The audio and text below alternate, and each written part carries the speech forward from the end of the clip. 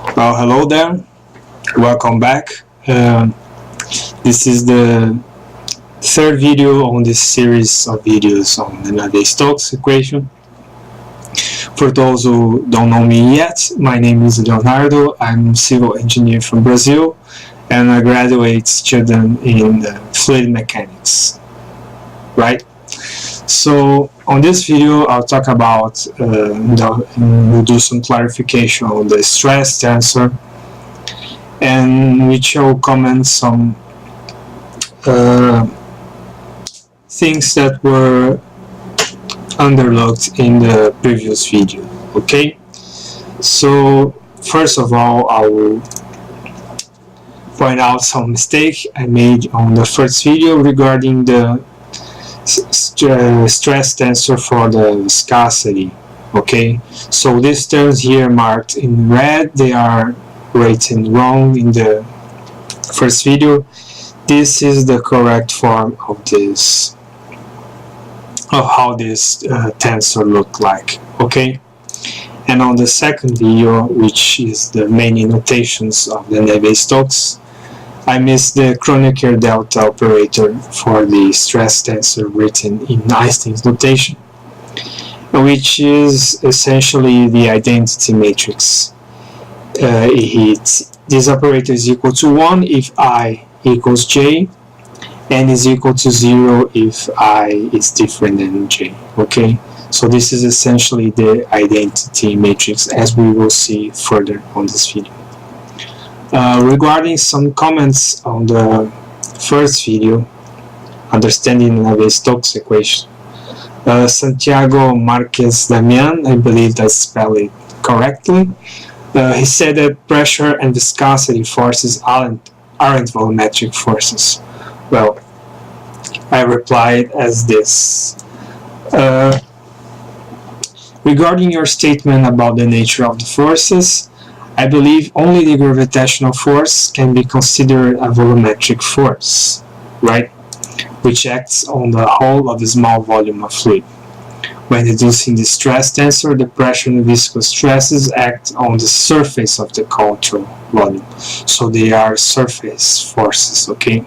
As we will see further on this video when we will obtain the stress tensor, right? So let's look again at the Navier Stokes equation.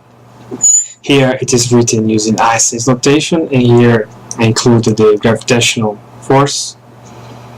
And here it is written on the vector form. The stress tensor, if you're familiar with structural mechanics or solid mechanics, structural analysis, this tensor here looks like this, okay, as we'll see in the previous video. Here it's written using the conventional matrix notation, and here it is the Einstein sum notation, where sigma 11 x stands for sigma xx, so 1 stands for x, 2x stands for y, and 3 stands for z. Okay, you just substitute them and you get the same equation, right?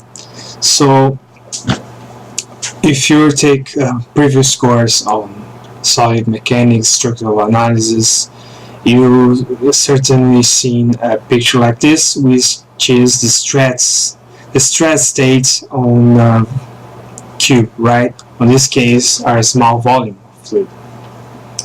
Well, this small volume of fluid has dimensions delta x, delta z, and delta y. So the volume of this fluid, of this small contour volume, its whole, which is the density of the fluid, delta x, delta y, and delta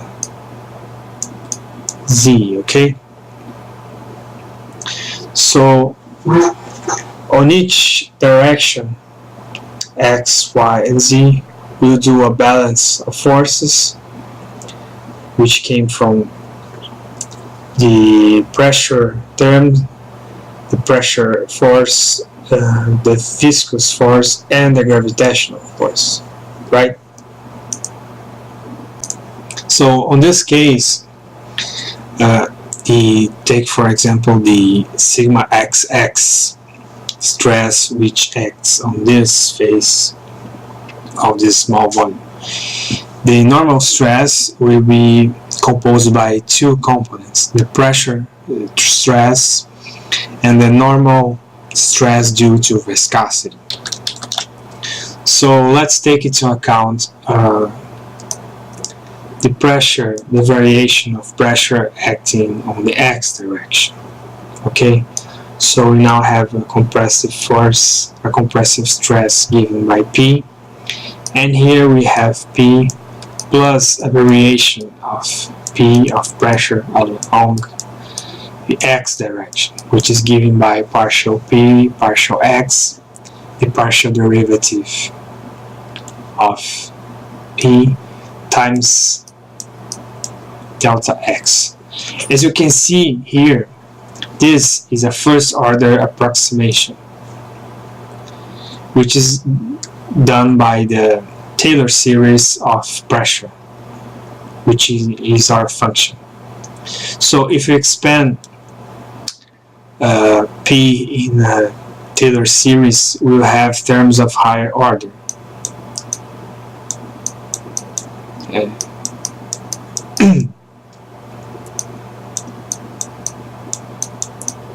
Here is our first order approximation, and if we consider a second order approximation, we'll have a second derivative of P along x and x delta x squared divided by 2.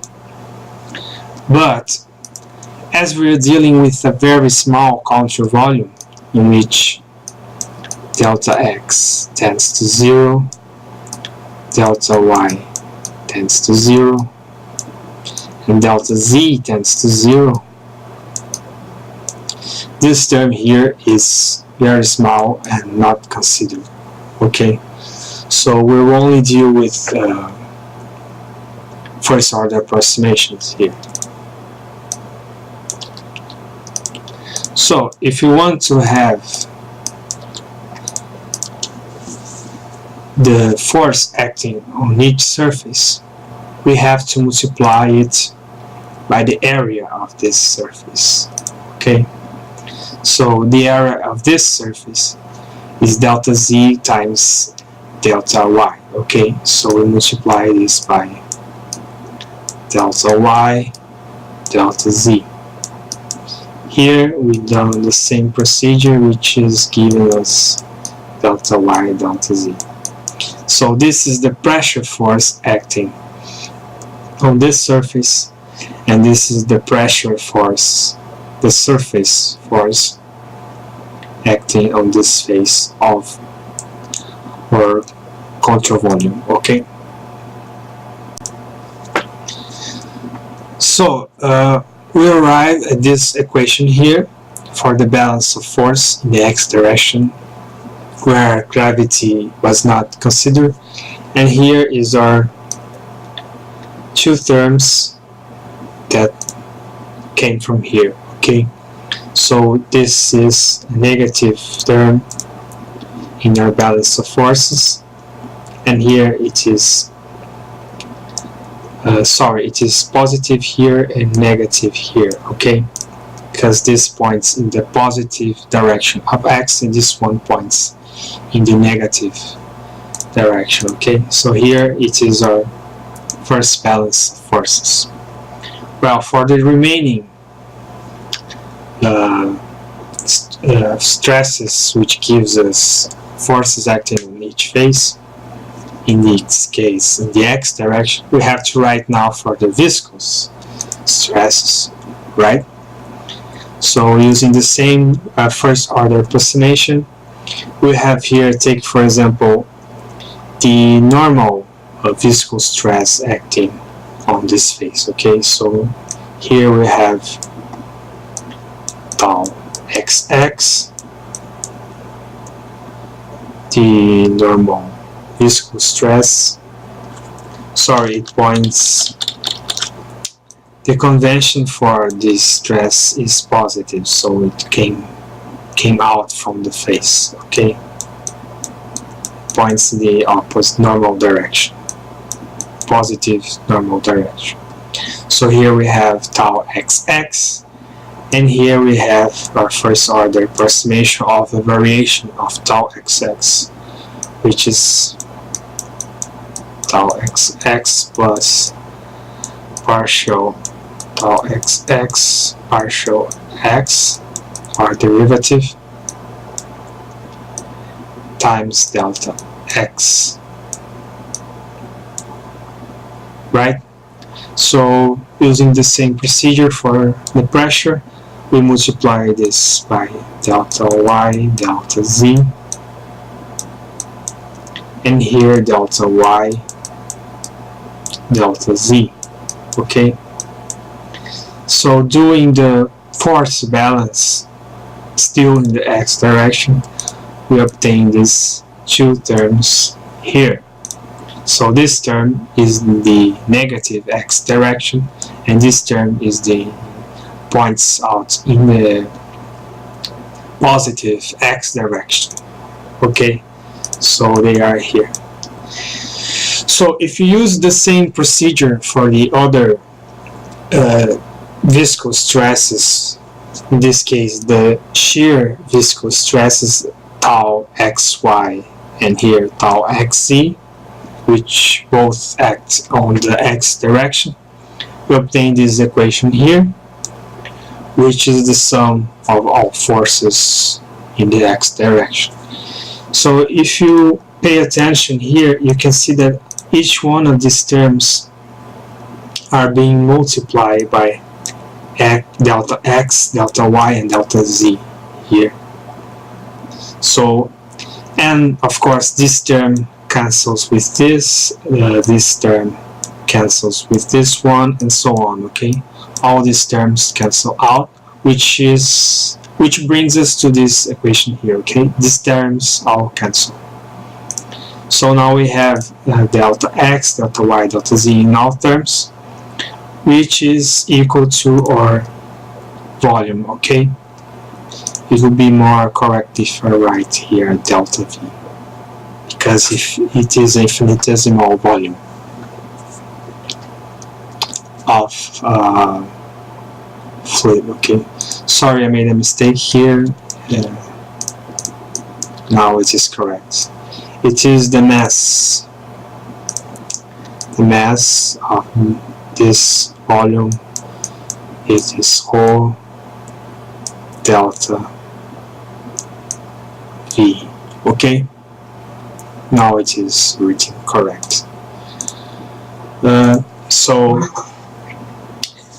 dividing this by the volume, which we can do because besides both all the delta x, delta y, and delta z go to 0, it will never be 0, so we can do this division. It will not be a division by 0. Okay, so we obtain this equation here.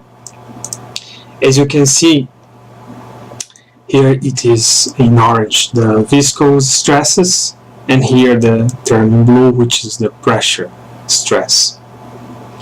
We can group these terms to obtain the normal stress acting on the x direction, which is sigma xx, and I only exchanged this term here for sigma xy and sigma xz, so these terms correspond to these two. Okay, so it is important to note here that the pressure only acts as a normal stress. Okay, and on the other hand, the viscous stresses acts both as a normal stress and a shear stress, as you can see here. Okay, so we have two components for the normal stress of a fluid. Okay, so for a Newtonian fluid, we have this equation here, this constitutive relation, and for a Newtonian fluid, the normal stress on the x direction is given by this, okay?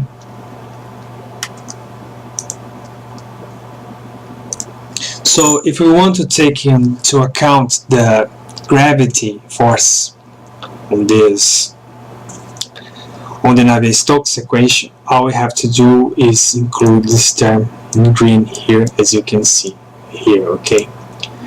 So let's say that our gravity acceleration goes in the positive x direction. Let me put it more general. Let's say like this. Let's say it's a generic vector, acceleration gravity vector. So the gravity force acting on this volume of fluid is given by G times M, in which case M is equal to rho times delta V, okay?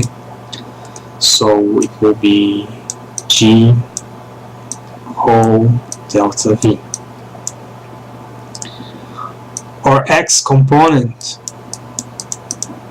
will be given by this. Here it's FGX will be equal to Gx times rho times delta V. And in this case, delta V is equal to delta X, delta Y, delta Z. Okay, so Fgx, which is our only volumetric force acting on this fluid, is equal to G sub X rho delta X delta Y and delta Z. Okay, so incorporating this term in the sum of forces, by analogy we obtain this equation here, and dividing it again by the volume, we obtain this equation. So here we obtain our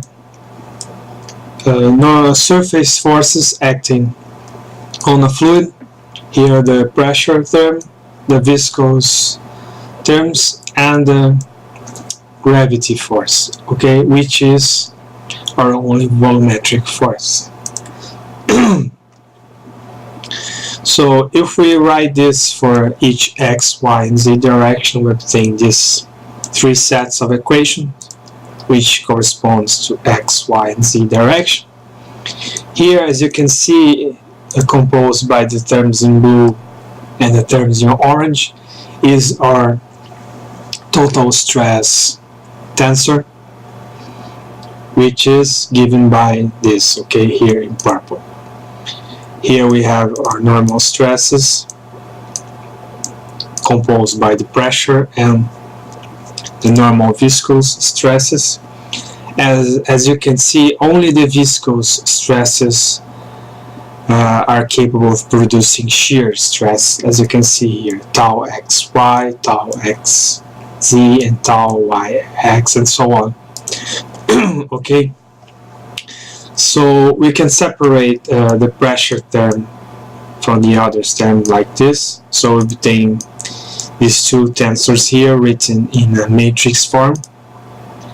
As you can see here, we can put the pressure out of this matrix and we obtain the identity matrix. Okay, so this can be written the following way. Here is the I, which is the identity matrix, and here is our viscous stress tensor, which is given by these 9 components. Okay. One thing to point out here is that this is a symmetric tensor. So tau xy is equal to tau yx, tau xc is equal to tau zx, and tau zy is equal to tau yz. Okay, so moving from vector form to Einstein's form, we have, as I said in the beginning of the video, the delta, the Kronecker delta, and here are viscous stress tensor. Well, thank you for watching. Don't forget to like, to comment, and subscribe, and I will appreciate if you give some of your feedback for this video. See you next time.